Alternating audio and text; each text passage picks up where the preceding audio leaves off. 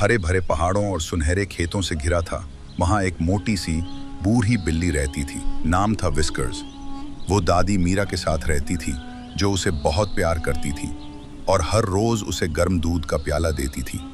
Whiskers को अपनी मुलायम फर, तेज पंजों और सबसे बढ़कर अपनी बिल्ली वाली शान पर बड़ा घमंड था।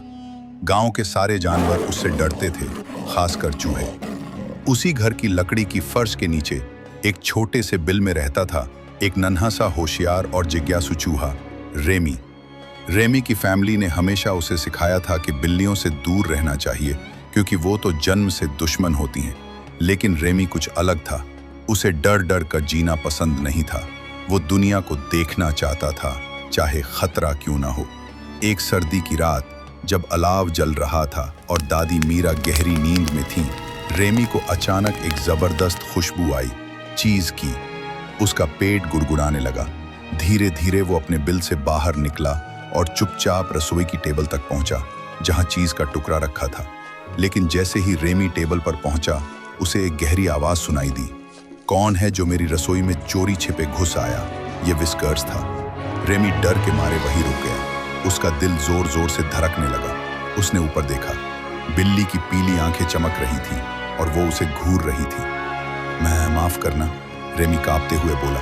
मैं बस भूखा था, चोरी करने का इरादा नहीं था। विस्कर्स ने पंजा उठाया और कहा, तुझे पता है ना कि मुझे तुझे दौड़ाकर पकड़ना चाहिए।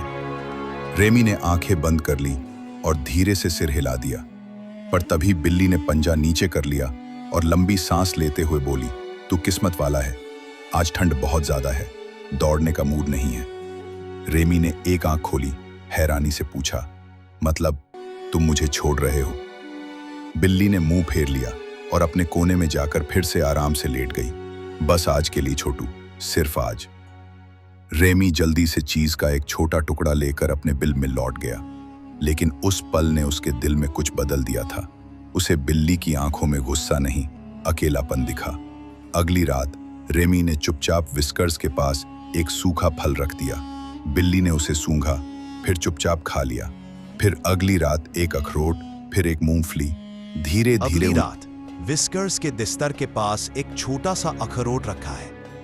विस्कर्स उसे सूंघ रही है, चेहरे पर हल्की हैरानी है। दूर खड़ा रेमी उम्मीद भरी नजरों से देख रहा है। अनाव के पास विस्कर्स और रेमी साथ बैठे हैं।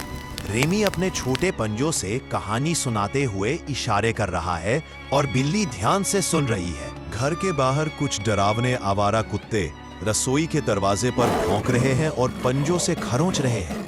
अंदर रेमी डरा हुआ है और विस्कर्स को चेतावनी दे रहा है, जो अब सतर्क होकर खड़ी हो रही है। विस्कर्स दरवाजे से बहादुरी से छलांग लगाते हुए बाहर निकलती है, कुत्तों पर गुर्राती है। कुत्ते डरकर भागते हैं। खिड़की से रेमी उसकी बहादुरी को देखकर मुस्कुरा रहा है। दादी मीरा मुस्कुराते हुए देख रही है। विस्कर्स और रेमी एक ही मुलायम गद्दे पर अलाव के पास चैन से सो रहे हैं। पास में एक हल्की सी मोमबत्ती जल रही है। हाथ से बनाई गई स्टाइल में एक चित्र में एक बिल्ली और एक चूहा साथ साथ घर के बाहर सूरज ढलते समय चल रहे हैं। ऊपर लिखा है, सच्ची दोस्ती के कोई नियम नहीं होते,